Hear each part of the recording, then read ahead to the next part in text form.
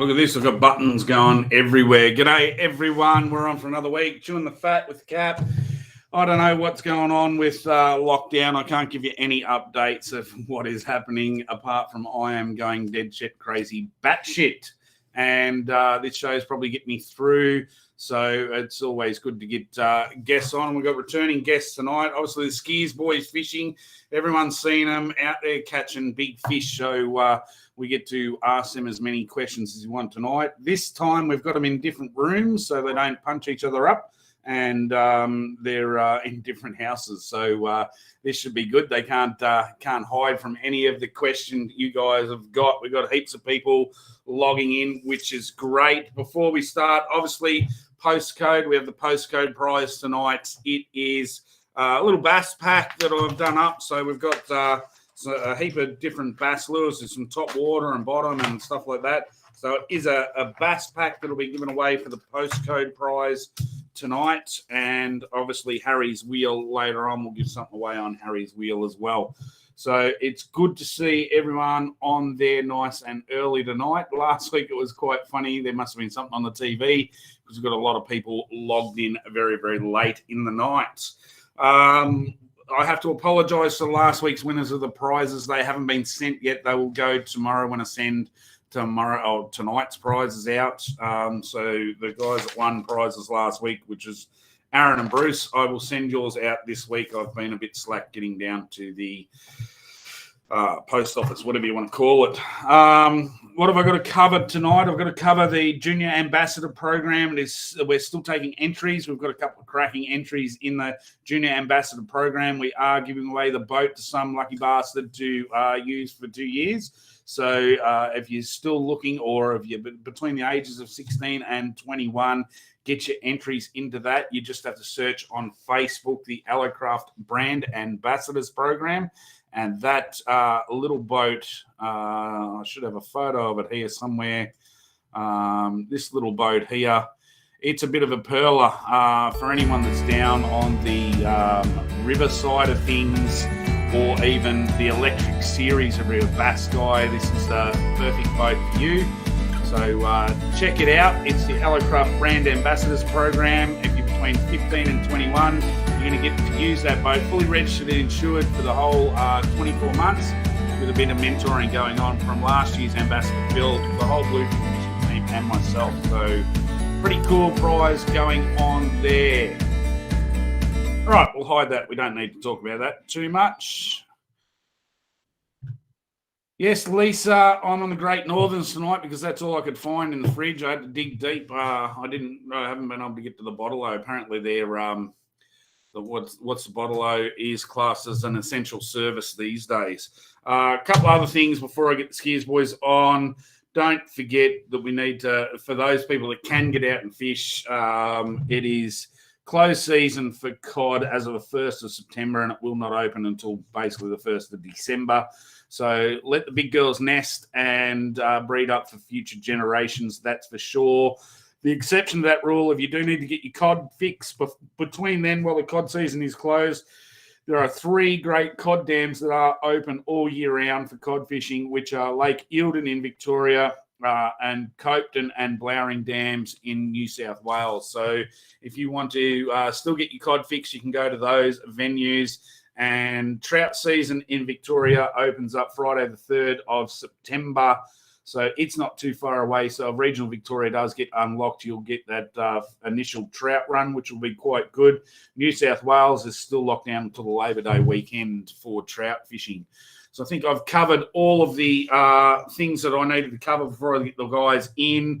Got plenty of postcodes in there. Don't forget to get your questions in because, when you've got people like this on the show, you really should be asking questions to the experts because they're the guys that are catching all the big fish. You just got to look at their Facebook page. All right, let's, Lisa, I'll bring this on up. Lisa, what about Leslie Dam is closed for cod? You have to check your individual Queensland, New South Wales and Victoria will run differently. So just check with your local fisheries to make sure whether it's open or not. Doesn't mean you can't fish them. You're just not supposed to target cod. All right. Got heaps of people on. I've probably talked enough now. We want to get the boys on. I'll get the screen set up.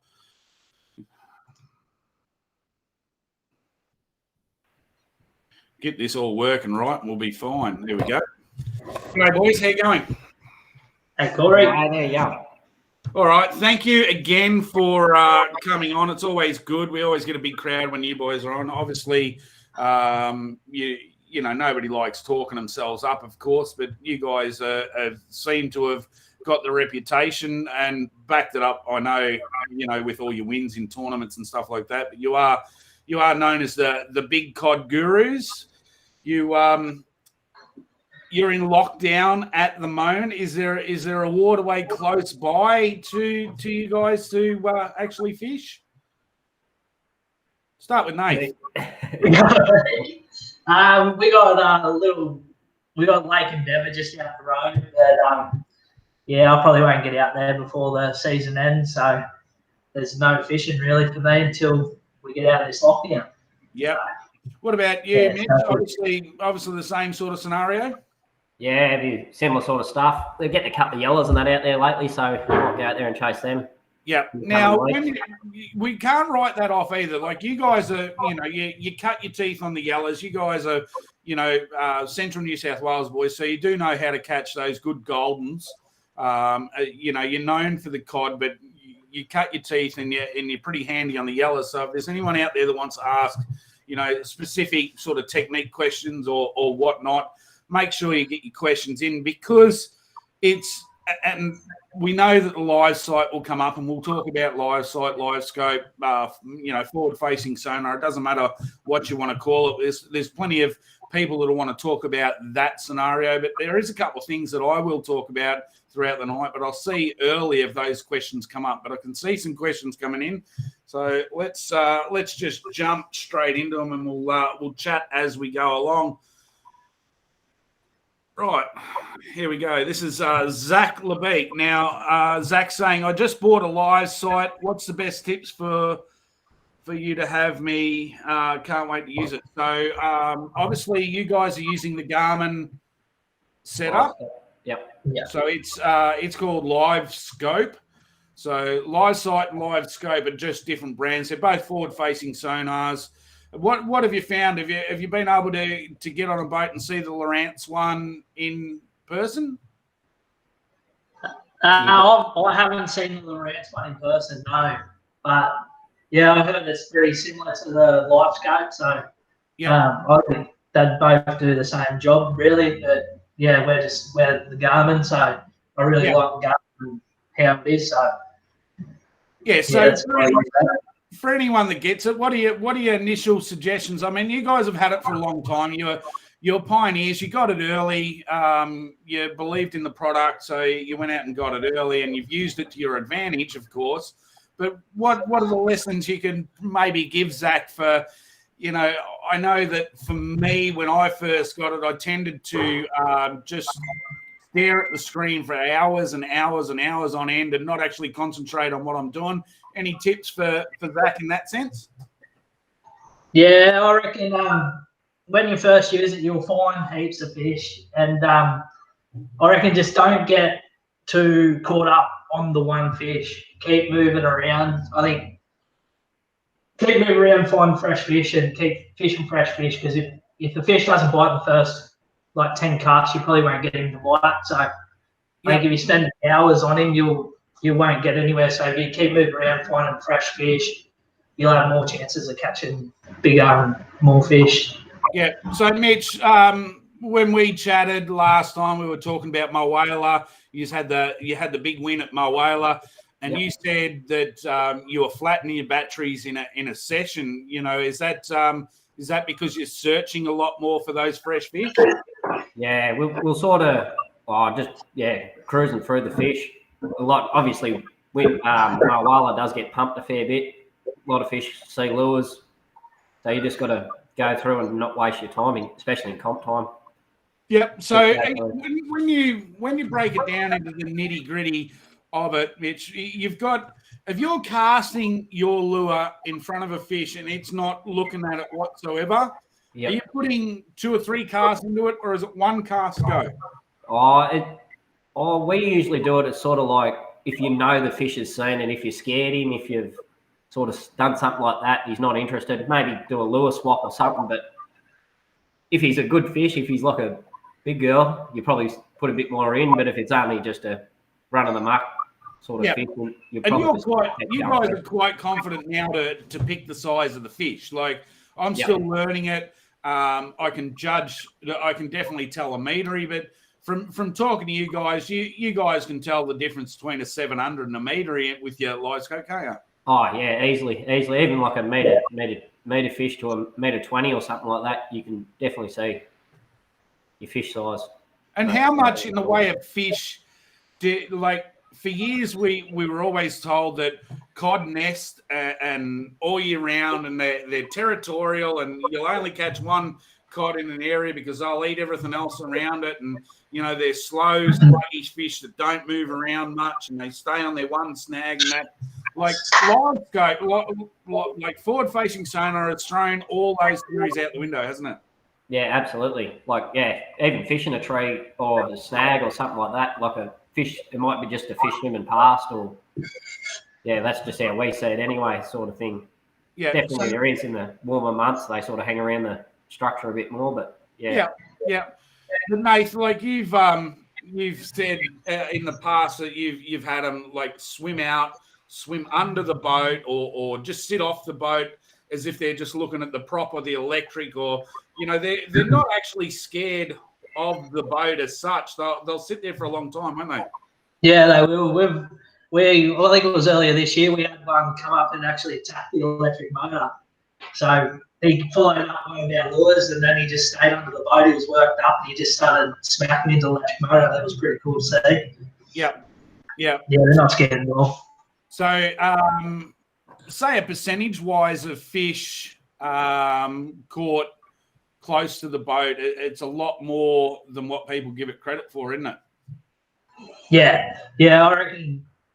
Oh, we've had them hit from 30 meters out to right at the rod tip. So, if they're hungry, they'll just eat it. They follow for so long, though, and then it's just something that just triggers them, and they just snap. You just don't know what it's going to be sometimes. Yeah, for sure. So it's a point of not giving up on the cast ever, isn't it? So if you're winding that bag, you've got to expect the bite.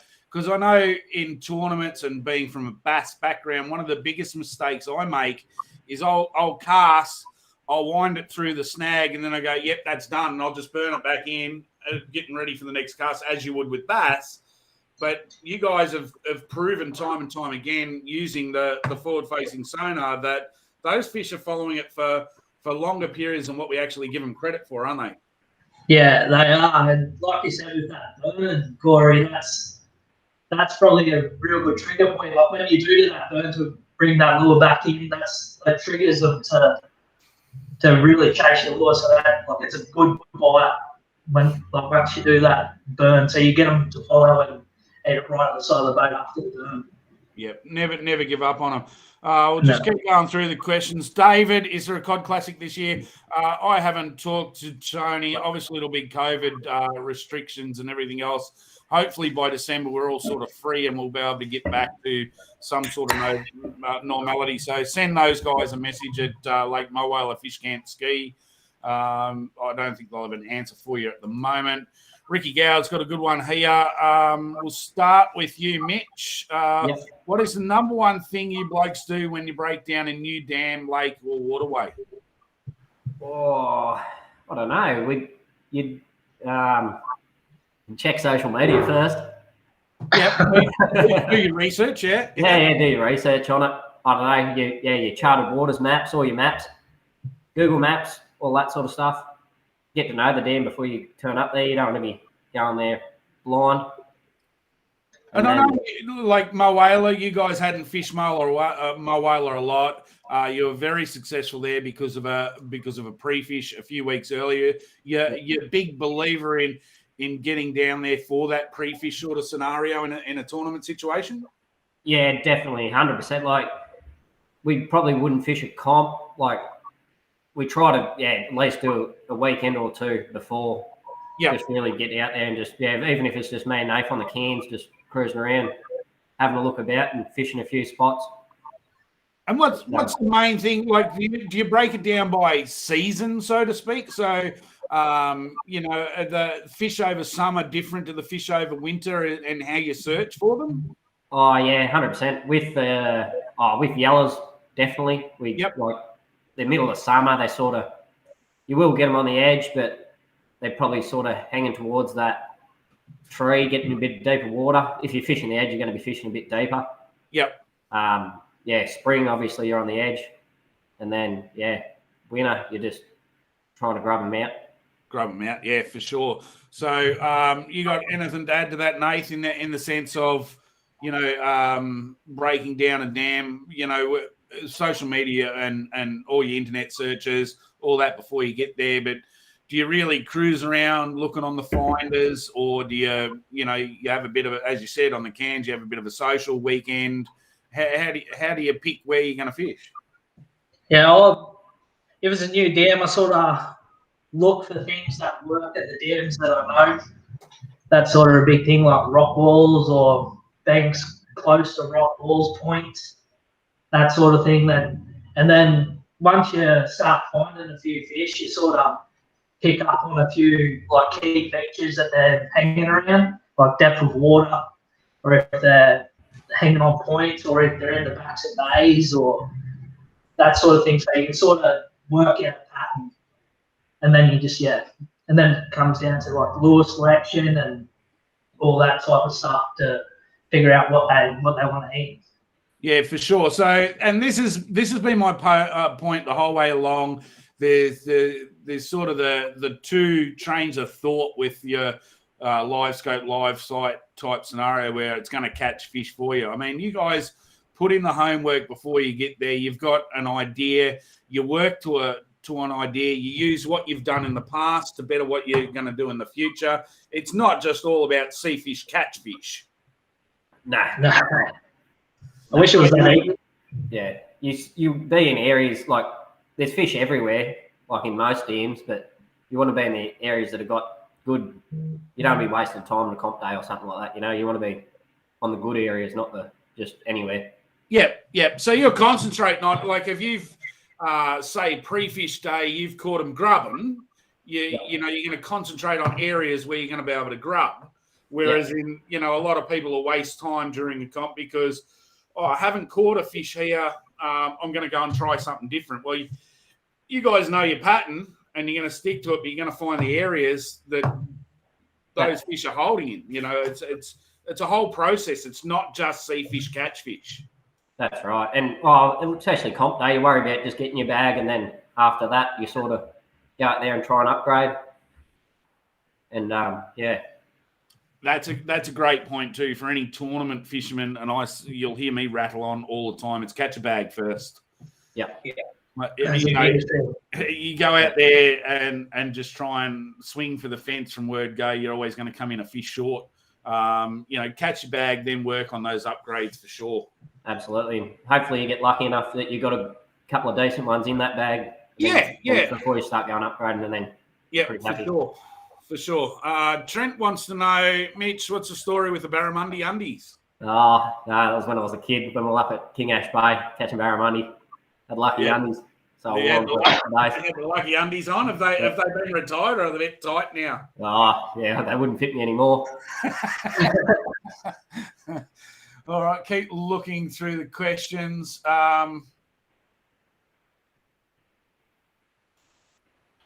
Darren wants to know, evening boys, love to hear your thoughts about using LiveScope on the Murray, particularly in areas where there's quite a bit of current. Have you guys actually had the opportunity to fish some really strong flowing water yet? Oh, not overly. We sort of fish the top end of Marwala a bit, like where it comes in there just at whatever it's called, the Globe Bundalong there. Yeah, we fished it there, which is not too much of an issue, really. Well, you just need your depth, I suppose, don't you? Like it's a... Yeah, what I found, because my dad's recently moved downstream from me on the Murray, And the first time I went out, I didn't have a separated system for the LiveScope. I only had it on the electric. And what I found, it was really hard to sit in tidal water and keep that live sight on the fish. So, you could spot lock off a good snag and let the lure drift right into the snag, but you couldn't watch it if your electric was moving all of the time. So I suppose the only thing that I'd say in that, especially that Murray River when it's really, really flowing, is getting your boat position right for the lure and then watching them with the live sight from there, because it can be quite hard to position the boat, cast, and use the pole at the same time. Yep. All right. Joe there's a nice easy one. We'll start with you, Nath. Best yellow lures at Wyangler? Black Gulp. Black Gulp? Yeah, that's all you use. Yeah, run them up and down trees. You'll catch hundreds of them up Wyangler. They're not very big, but there's good fun.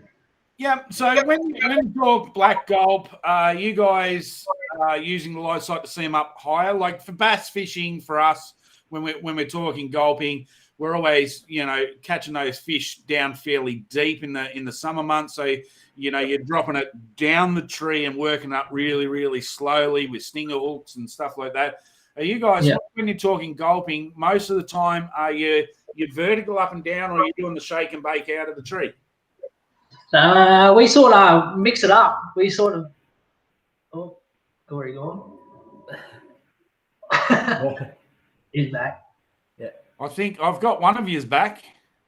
You got me? Yeah, I've got you. I've got you. We've had a bit of... What I'll get you guys to do, if you can still hear me, log out and log back in for me. So I've just lost you on the feed. So just log back out and log back in. Don't know what's happened here, but Joe, yes, we'll get that question answered for you as soon as the boys log back in. They've been kicked off the feed for some reason.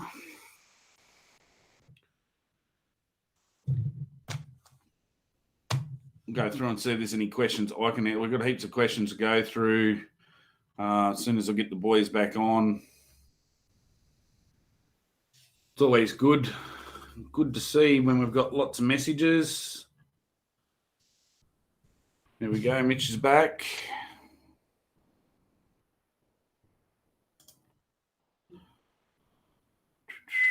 Yeah, I got you. I'll just wait for Nathan. I don't know what happened then. I just both of you just dropped off the stream for some reason.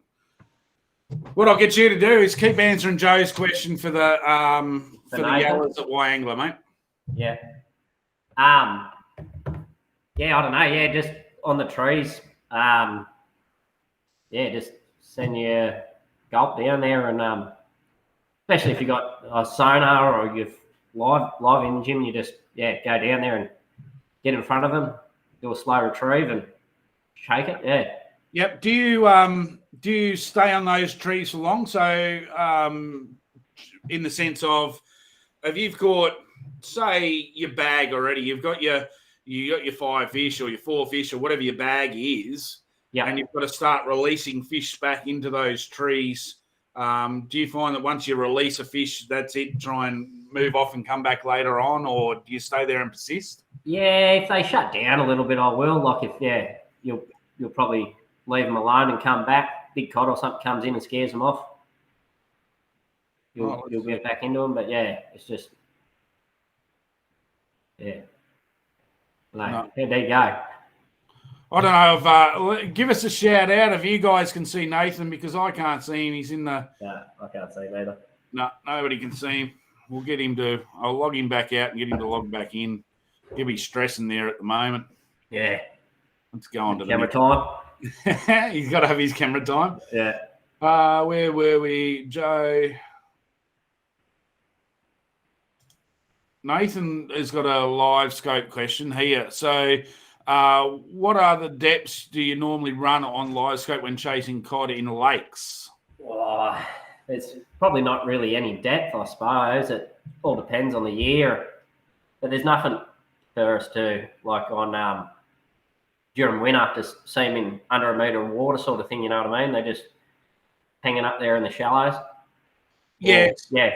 I know with the Lawrence Live site, you try and work 2/3 to a third to get optimum sight. So if you've got it 40 feet out, you sort of want it 15 feet down sort of ratio. I think that might be more what he's sort of looking at. Do you change or do you just leave it on auto settings for the depth versus... Yeah, we sort of leave our depth. We just sort of, probably no deeper than 12 metres, but our forward's still the same. And this, when we're cruising through the shallows, we've probably got a little bit more of the bottom on the screen, but then it's just fucking, we, you still know your size of your fish and, makes it a bit easier to pick out between the carp and all that. So you definitely think you can pick the difference between fish species on the... Yeah, absolutely. The yellow belly and the yellow belly to a carp or something like that, they're a lot slower. They're a bit, maybe not so much in spring or something like that, but yeah, definitely in summer and winter. The yellows are just sort of more putting along, a bit rounder. So they do, yeah. That's all right. Keep answering. I'm sending your brother a message. And yeah, I can't talk much. No, that's all right. I'm trying to hang on. Yeah, he's definitely. We're all country boys, so it's the blind leading the blind here with technology. I had to go set that computer up before I come home today, so it's a shocker. I'm just getting into restart his computer and then log back in, so I'll just make sure he's logged because it keeps just glitching out on his end. All right, we'll get another question here.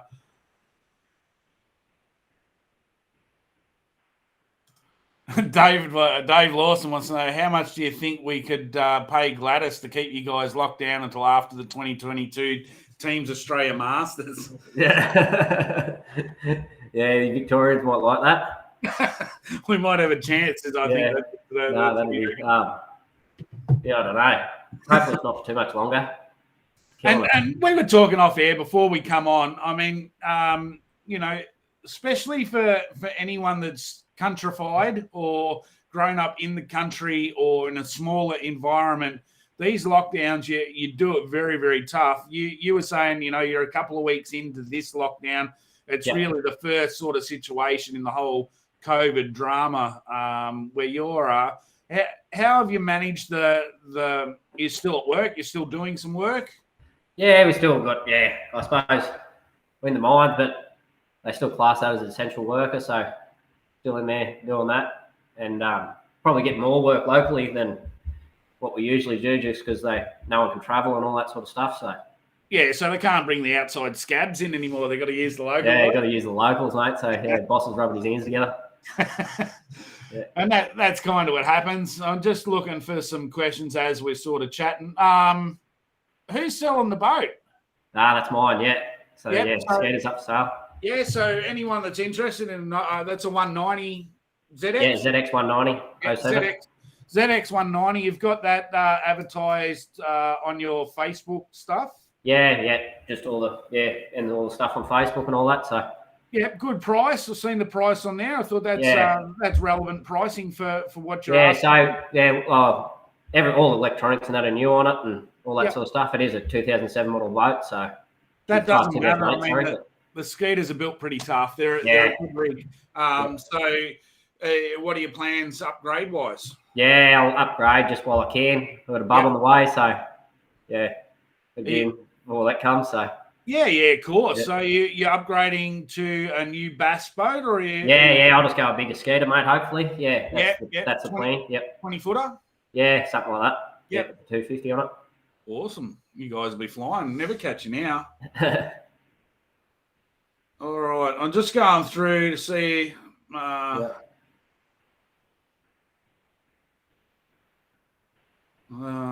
See, there's some questions we can answer. Just one of yours, and so I don't miss.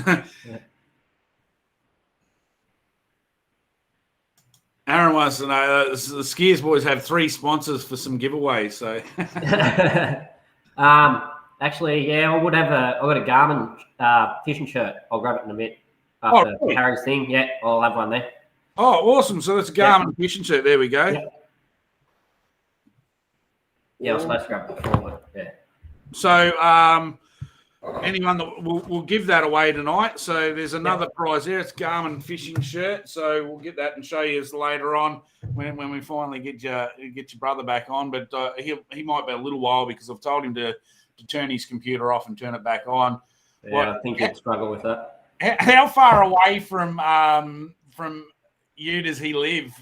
I just moved into a new house, just bought a new house. So now I'm on the other side of town, but it used to be only 2 houses. Yeah, so if we go for an hour, he might actually rock up at your place about 5 minutes to go at the show and say, I'm here. Yeah, he's still alive. Yeah. All right, let's go back through. Stephen wants to know, what are the most important characteristics you would look for in a timber hard body lure when chasing big cod in both dams and rivers? That's a great question. I suppose something that gets to the depth that you want to fish, I suppose, and something you're confident in. Yeah. Yeah, good. Yeah. I know. We've always fished natural sort of colours and all that. We're not a big thing of white or a bright pink or anything like that. But, yeah, just something you're confident with. And that comes to a relevant point in any fishing. And I've said this before on the show a lot. When you're talking about your favourite lure, is because you've caught something with it, of course. And when you've caught something with it, you'll always remember that you've caught it with it. So you go back to it a lot more. So you'll get a new lure, you'll throw it 5 or 6 times because you haven't caught anything on it. You put it in the box. There's nothing wrong with that actual lure. It's because you've caught it on this other one. You keep going back to it, and that's why it becomes your favorite lure. So, I think depth and vibration is the key for any sort of native fish. Have you got any particular sort of brands that when we're talking hard bodies here, I'm a big lover of the good old stump jumper in the sense that it's cheap. It works. It's shown to work. It's worked for years. It's easy to use. Is there a brand of lure that you find that you're picking up the most out of your box when you're talking hard bodies? Yeah. Swim bait. I think even before actually the first OIC done with one of my mates, and we didn't know. We didn't know nothing. We just turned up there for a weekend on the piss, and we dragged stumpies around the whole weekend. Got 3 fish. We were stoked. So probably your stumpies. Get a 10-pack for whatever. Get a 3 of them for whatever you do. But yeah. Cheap, and they're everywhere. You can find them everywhere. That's not riding off any other brand or anything like that. There are certain brands that you'll find that work in certain areas and whatnot. But I think it's that depth situation. You want that lure to be at the depth of where the fish is, don't you? Yeah, absolutely. Awesome. Yep. Great question, Stephen. So Elian's got one here. What is your go-to spring yellow or bass lures? Elian's southeast Queensland, so he's obviously a bass guy.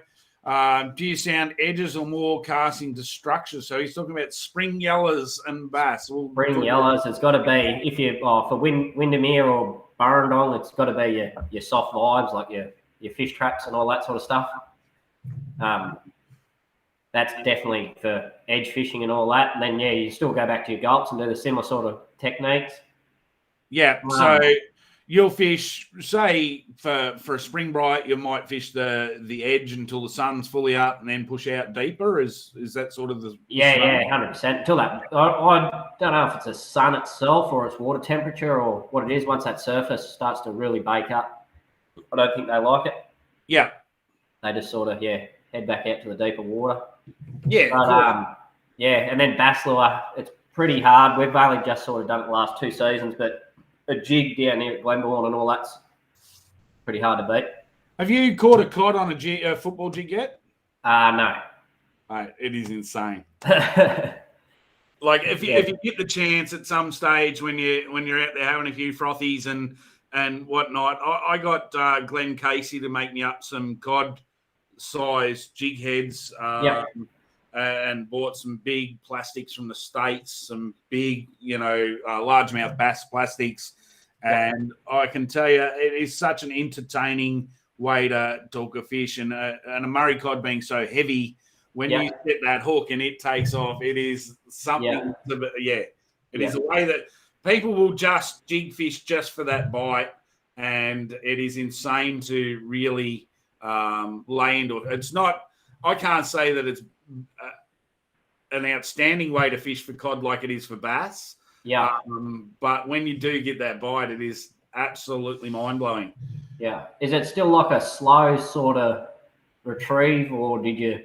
Yeah, you just do the whole shaky, just drag shaky, and then all of a sudden you'll just, like, you can imagine that they the cod being an implosion feeder sort of will pick it up like they're picking a yabby or something off on the, and you just sort of see the line take up. Yeah. There's no feeling of a bite or a tap or anything like that. Yeah, it's just and it just grabs it. There it is, in fact. So we've got it all working here. So, yeah. And it just grabs it. And the line just starts to move. And you just lay that hook into its mouth and it just goes the total opposite direction. And it's like, yeah. I like this show better when Nathan wasn't here, Corey. How'd you go, mate? You got back on? Were you having a bit of a heart attack? Yeah, well, I'm using Mitch's wife's computer, so I had to ring in to ask for the password to get into it and everything. Yeah. So yeah, I'm sorted now. But now you can check the browser history later. All right, we'll get back into the questions. We'll get this back here. We'll give Mitch a bit of a chance to have a few frothing as well. We've got some questions. Let's get back. Trent's got another one again. Straight up. What's your go-to lure for big cod, mate? Can you see me? Yeah, mate. Yep. Wait up. No, I'm back. Go-to lure for big cod. Yep. This season I've liked the mag drafts. The 10-inch mag drafts have been a good one for me. I've caught most of my fish on that this year. Yep. So and even the 8-inch one too. For the absolute novice that doesn't know what a mag draft is, it's a soft plastic. Yeah. Yeah, big soft plastic, 10-inch long and big paddle tail. And I only started using them this year, and they working wonders. Of course, I got 121 on that this year. It was a good fish, and and then the next cast got 1.8 meters, and then that sort of convinced Mitch into start to think that they were right, because he was just a Ghania man. Yeah. But after he saw that, he's like, I think these will be the thing. These will be the go. Look, it's hard. And then Mitch used.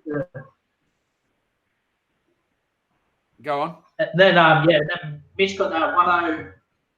Where'd you get the 108 in the Wyangler comp? It was on a mag draft too, wasn't it? Yeah, 8-inch. Yeah. Yeah. So are you rigging them up any different? You getting them out of the box? You're tricking them up a little bit, or just straight out of the box?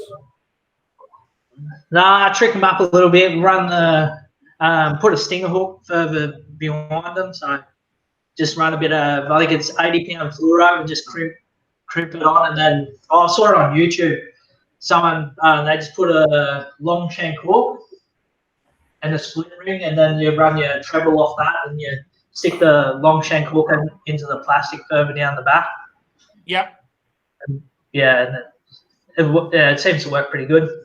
And it's sort of, it's hard to go past the Ghania and Gantrels, and, there's everyone, as we were talking about before, has their sort of favourite thing, but there's nothing wrong with doing, and especially in that time, you guys spend a lot, before lockdown, you spend a lot of time on the water. It's not all just about throwing the same thing all the time. You're trying to teach yourself new techniques, new things, because, if you're throwing the same thing all the time, you're not really learning anything, are you? No, that's exactly right.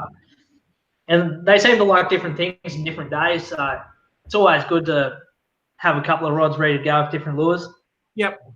Now, when you guys are, as I said, known for bloody big cod, rod, reel, lure, line, the whole setup from word go, you guys don't oversize it, do you?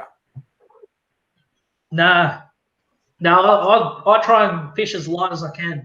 Yep. So I'm like I'm using 28-pound straight through fluoro, and I reckon you get more bites on the lighter stuff still. Like even though like people say you cod, they don't really care about leader size and that, which they don't. But I reckon the lighter stuff you still get you get more bites on it. Like they don't care about it, but when they're really fussy, they do care about it. I think like when they're following heaps. I mean. And you've converted to straight through fluoro. Are you both on straight through, or one still running braid? Yeah, most of the time, yeah, we're running straight through fluoro, and we used to run rub leaders, but now we don't even worry about it. Yep. We haven't seen lots of fish because of it. We're sort of more lake fishermen than anything. Yeah. I probably wouldn't like to do it too much in the timber and the river, but yeah, we haven't never had an issue. And 28 pound for most novices or weekend hacks, that would sound to be very, very light when you're fishing for the fish you guys are catching. You're catching a lot of fish from that meter up mark, and you still catch them on 28 pound. Is there any specific rod and reel sort of combo? Do you want a lighter rod? Do you want are you having a heavy rod? What are you doing rod and reel wise? So we're using a lot of the Venom rods, and I really like the 8 kilo Venom, the 7 foot, and Mitch is a real fan of the 6 kilo. So we're not using very heavy rods, but we're using the 200 size ATC reels. Yeah, they're such a beast of a reel though, in the sense. They are. They're unreal. Yeah, they're really good reels, and I think the biggest thing is. You gotta hook into, like, once you first hook a fish, you gotta hook into him for the first couple of seconds and get him turning your way and pull him out of the timber or whatever. But after that, you let your drag off and you just play him out. You won't get one that will spool you. So you just gotta play him out, and that's when you won't break light bar enough to get him out of the timber. That's really, I've learned something tonight. I'm a braid guy, whether it's a bass background or whatnot. Benny Farrow's always telling me, he fishes straight through fluoro. You're telling me to change over. I'm like, mate, I can tie a leader knot on fine. And we tend to catch the same amount of fish each all the time. So I haven't been sold on changing over, but I would be sold on that point to go back to, I'm using 30 to 40 pound braid with 40 to 60 pound leaders, to go back to just 28 pounds straight through. That sounds like something that I want to try. How did you find it when you first started doing it, casting that shit on bait casters? Was it a bit of a nightmare? Yeah, it was like a big rubber band. That's what I thought it was. I was like, I won't get used to this. But using LiveScope, it made it easier, because when you can actually see the fish following you, so you know when you're going to get a bite. So it helped with realizing what a bite was. Yeah. Yeah. So you knew when it was, and you knew to give them hell once they hit it. So it probably made it a lot easier. Awesome. It probably prevented a bit of short striking and all that sort of stuff too. Always getting lip bites and all that sort of stuff, because we knew a bite was coming. Yep. We wanted that delay in it so the lure could get down the fish further, and we'd definitely get more fish. That's because they've got such a big mouth, and realistically we're using tiny hooks. You want that lure in their gob before you're actually pulling on it, don't you? Yeah, that's right. And we just wanted to lure a bit further down their gob, you know what I mean? Having just hits and all that sort of stuff, which is frustrating. We're just trying our best to, get more bites, get more hookups, I suppose. Yep. And are you guys a fan of changing hooks? Like I go with the theory personally that I want a nice, as fine a hook that I can get, sharper hook rather than a big double X friggin'. Yeah. You want to get that hook embedded first. If they straighten it, they straighten it. End of story. But if you can get it if you can get it in their mouth first, then you got to worry about the rest later, can't you? Yeah.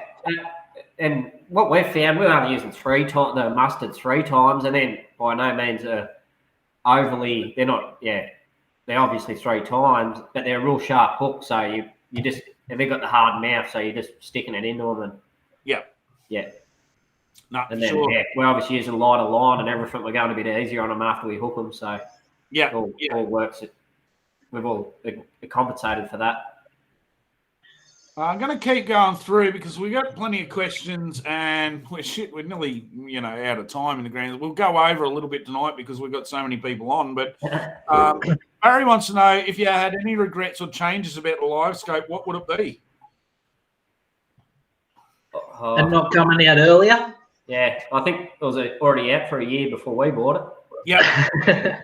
But do you, like I learned, one of my biggest mistakes is, once again, being from a bass background, I wanted to keep it on my electric so I could steer it with my electric and not have it separated. But now, I use the Tourette, so I've got the, and you guys use the pole. Is there any setup things? Did you guys start with AGMs and change over to lithiums because you're using all your power up, or, any of those sorts of regrets?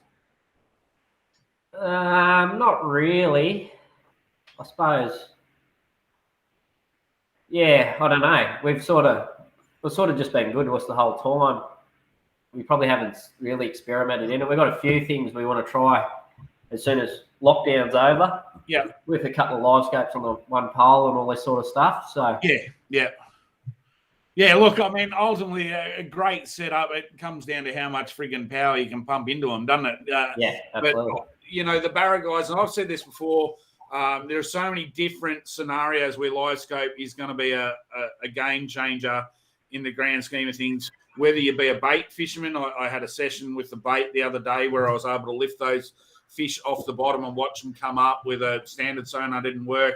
I think trollers, if any of the trollers work out that you can face that sonar backwards and see how many fish are coming up to check out their lures as they're trolling, see what depth their lure is actually in.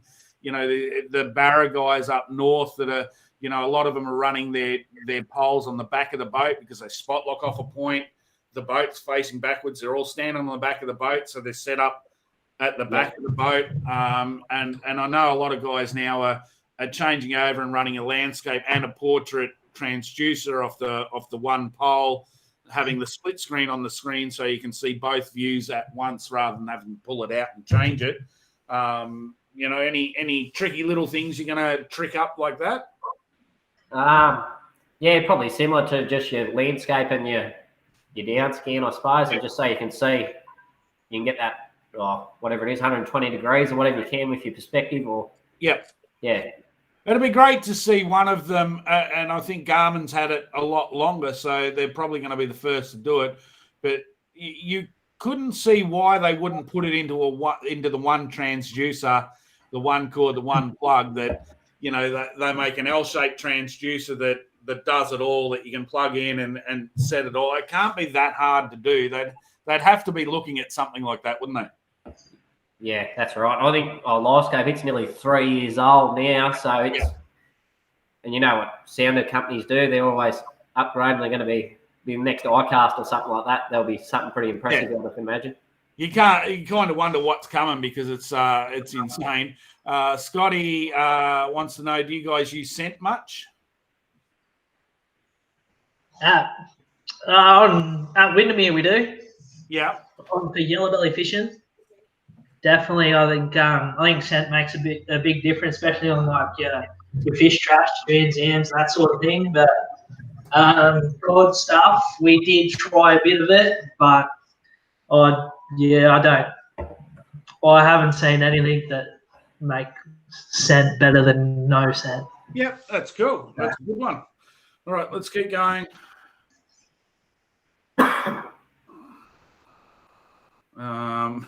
Scotty reckons that Facebook kicked you off because you said black gulp too many times.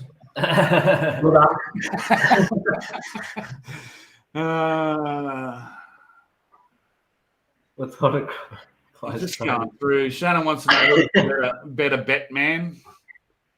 Better net man. Yeah, No, I think it's supposed to be Netman, but it does say Betman, so I'm not 100% sure of whether he's talking about being on the punt. Yeah,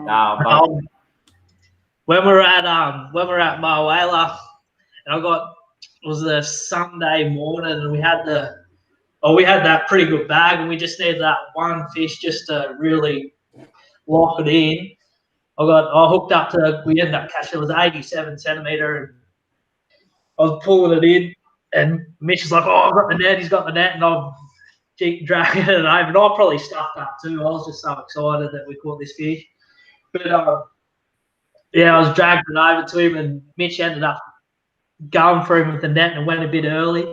And then the fish ended up on the outside of the net with the hook stuck in the net. And yeah, Loonsy nearly dived into the water trying to get this fish into the net. So I think that's where that was going with the who's the better net man. Well, I think in that whole story, I mean, for people who don't realise or haven't fished competitions, you know, you had 25 grand on the line that could have come down to you dropping that fish. I mean, you know, in Australia, the teams fishing is offering the most amount of money, which is an awesome setup. And you know, I'm hoping we can get back to them next year. I'm actually still hoping the Glenbourne later on in the year still goes ahead. But I think in the sense of that would have been the biggest cock up of your life if you had to drop that fish and missed. I mean, you's all, I know Loomsy was on the back of the boat, but shit, I would have been in the water for sure, cuddling that fish. Yeah, there was a few heated words going on while I was bloody hooked on the outside of the net anyway. Yeah. I got a 98 and a 97 after that, so it was all good. Yeah. I mean, you can rub it in, but no, all good. Hey, I'm going to do one more question, then I'm going to pick Harry's wheel because he does have to go to bed, and we'll come back and finish off on all the rest of the questions later on. Yeah, I'll go grab that shirt. Yeah, go and grab that shirt if you want, mate. While I just find a quick question. We'll get Nathan to answer this one. What brand of fluorocarbon are you running? So, I'm not quite sure. I can look it up. It's like it must be Japanese or something. Yeah. Because it's with me. It's now, while you're thinking of the name of it, I'm just going to announce the postcode winner for tonight for that little bass pack is Karen Van Bale or Beal 2463. So Karen, you're the winner of the postcode prize tonight. Send me a message to Kurdistan Fishing Facebook page with your address so I can post them out for you tomorrow. That's Karen Van, I think it's Bale. It's Bael. That's the postcode winner. All right. So what was your across there? A tool there. A Tullius? I don't know. Yes, but that's just straight through fluoro. Yeah. In the 28 pound. Yeah, ebb tide tackle. And you can get that obviously pretty much anywhere. That's straight up in most tackle shops. Right, looking back to it, there was a question earlier on. It was Barry Kelly. So Barry Kelly, I'm just writing this here. You're the winner of Harry's wheel tonight, Barry. So what you need to do is write in the comments that you want Harry to spin the wheel. Make sure you're still on to win it. So, Barry, we're going to go to the next question, and you've got until the end of that question until the boys are finished talking to tell me that you're still on, and we'll get Harry to spin the wheel. Adrian wants to know, using Garmin, what view do you guys mainly use when chasing cod? Is it forward or perspective? Or you're changing both? No, we use forward view all the time. We don't change. Yeah. I haven't really even used it in any other setting. But even yellow belly fishing, we use it in forward view. Yeah. You just bring it back. I just find it a lot easier to read And it is a pain in the ass to have to lift that motor up, change the settings on it all the time. I know with the new Hummingbird LiveScope stuff, whatever they're calling theirs. They've got a quick clip bracket, which looks absolutely awesome. It is actually 3 clicks to get it from forward to landscape. There's no undoing nuts or anything else. It's all built in. It's quite well designed. So as you said, the next iCast they'll come out with something that'll do everything anyway. So Yeah. More. Thanks for that question, Adrian. Barry's on. He said, spin the wheel, Harry. So, guys, I'm going to just put you in the green room for a minute. We'll come back and we'll answer a few more questions or the final lot of questions through. I'll get Harry on so he can go to bed.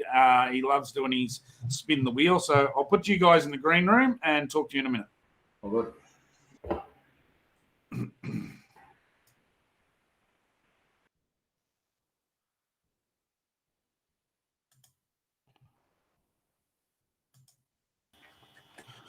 All right. Are you there, Harrison? Hello. Oh, we've gone from, who was last week? We've gone to The Rock to the sexiest man alive, have we? Yeah. We've got the Ryan Reynolds look like. Hey, put that down. We've got Barry Kelly on watching you. He said, spin the wheel, Harry. So Thank you. let's get that wheel spun and see what we've got for a prize. I think I should give it a spin. I think you should.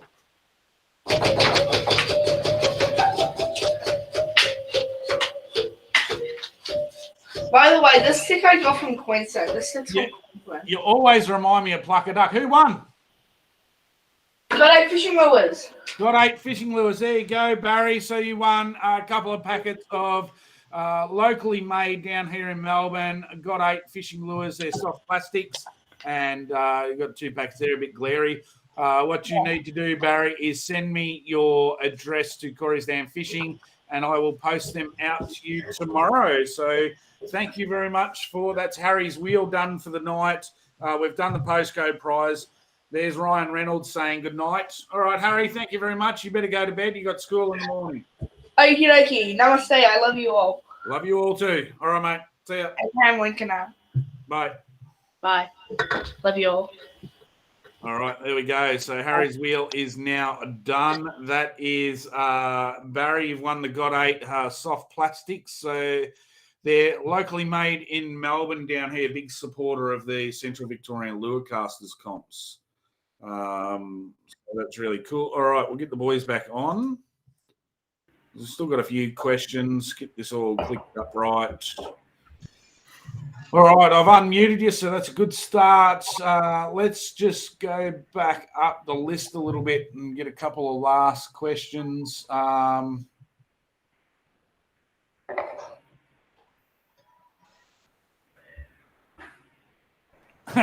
This comes up every time I've got you on, and I'll do it again to see if we can get a different answer. Nevin wants to know. Well, there's only one of yous on. Who's the better fisherman? Nathan knows that answer. Hey? Nathan knows that answer. I'll say you are, Mitchell. Just keep yapping. If you could, let's go 100% honestly. You guys are both individually gun fishermen in your own rights. If it was to the stage where we had to separate you two and put you onto separate boats over a tournament, and you got to fish with a like-minded coe, like for like, who's going to take out the comp? I don't know. We have talked about this. We're just going to go by ourselves in a comp, just maybe I say or something, and just see who win. Just to get the bragging right. So I think that's a great way to answer that question for sure. Yeah. One off, one by yourself, go to an AYC and just go, yep, this is what we're going to do, and winner takes all. Yeah. Excellent. All right. It will happen. Should be on that weekend, I'll tell you. That'll be the only weekend you two get pissed on Saturday night. Oh, there'll be sabotage as well. There'd be some dirty tactics going on. Yeah, especially from Mitchell. Yeah. Scotty wants to know what sort of closed season training do you guys do to stay dialed into the big girls come December the 1st? A few bicep curls on the cans. That always helps. But you guys love chasing yellows. I mean, you'll go out there. I mean, in all seriousness, you'll still catch yellows on friggin' gulps, and you still catch cod on gulps when you're chasing yellows. You just don't go out and target them with big mag drafts and stuff. But I mean, you love your yellow fishing, so you don't just close down and say I'm not fishing for the next couple of months until December, do you? Nah. We've got some of the best yellow dams, I suppose, in the country. We've got Burrendong and Windermere and all that. That's not too far away. Yeah. So we've got the pick of them. Really, we can go out there and do a bit of that and still get the boat wet. And it is such a shame that everything's locked down at the moment, especially coming into spring, because we all love that yellow bite at spring. I'm a bit lucky here that if they do open up, I can get the Hume. It's going to be an insane yellow belly year, I think, at Hume this year. But I do love to do that pilgrimage to Windermere and get that insane spring bite that they do get at Windermere. Do you think it's going to help the fishing? Say if we stay down through the whole spring months and not many people can get to these waterways, do you think that next year, come spring, there's going to be a really insane bite because those fish have had a year of rest? Yeah, I reckon. Me and Nathan were even talking about it. Like, even if the Windermere, because usually like Windermere, there'd be nothing there on, like, say, September for every weekend to be 50 boats on the water, sort of thing. It gets a fair few people there. It'd be interesting to see if it held off till like the end of September to see what the edge bite was like. Yeah, not like they'll get pumped in August and September. In October, and actually when that water gets over that 16-degree mark and really starts getting them cracking, where half of them have already been stung, And I'm interested to see what it's going to be like in March, like when they sort of do that fake spawn. So it sort of comes to another edge bite sort of thing.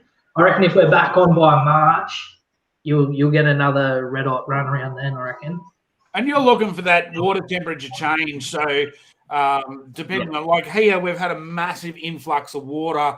The dams, even Dartmouth's full.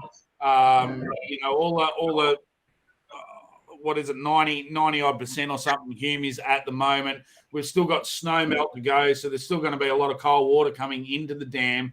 But I think that the temperature can be stabilised a lot quicker this year, being that it's going to, you haven't got shallow water with cold water coming in. What sort of temperature are you looking at before the spring bite happens? Are you talking that 16, 18 degrees? Yeah, we usually, if you got, 16, I reckon your 16 surface temperature, that's when they're sort of starting to fire and you will get them off the edge. Windermere is it's a lot colder, that sort of mudgy area. It's maybe a little bit less, but I think Burrendong and all that was the rule of thumb we used to do for the last couple of years. Yeah, for sure. Once you're sort of sitting around that, you get 20s, you're pretty safe. Yeah. Stephen wants to know, do you ever want to go fishing without LiveScope, just kick back, troll around and relax? Yeah. Wouldn't waste a weekend over it, though. So I'm quite partial to the old, especially Murray River fishing. I love to light the fire, set the campsite up, throw a couple of baits in and just sit back and drink tinnies for the weekend. And sometimes we put the boat in and don't even go out for a fish. It's just camped on the river to be away from it all. I think that being on the bank with the thing. Do you guys do anything similar where you just disappear and, that's it? We're just going to lay back and do a bit of lazy fishing? Yeah. When all our mates and all that, we go out and, they're not, half of them are not too much of a fisherman or whatever, but we just go out there and smash the tinnies around the river or something like that. Yeah, just wallop cans. It's good fun. Well, it's always good fun. It's harmless fun. You can't get into trouble with girls if you're out fishing, swinging in cans. It's when you're in the pub that's when you get into trouble. All right. What have you learned not to do while fishing comps? Here's another good one. Don't listen to what people say. Doctor, Yep. Yeah. Yeah. Don't get too drunk. Oh, look, I mean, we're all somewhat. We know that there are rules and regulations. You've got to. The cops turn up to the comps regularly, and they check us out. They put us on the breathalyzer and whatnot. So, nobody to this stage has ever blown over 0.05 on the Sunday. But that's a knock on wood situation with you two. Yeah. Yeah. It's been a few very nice.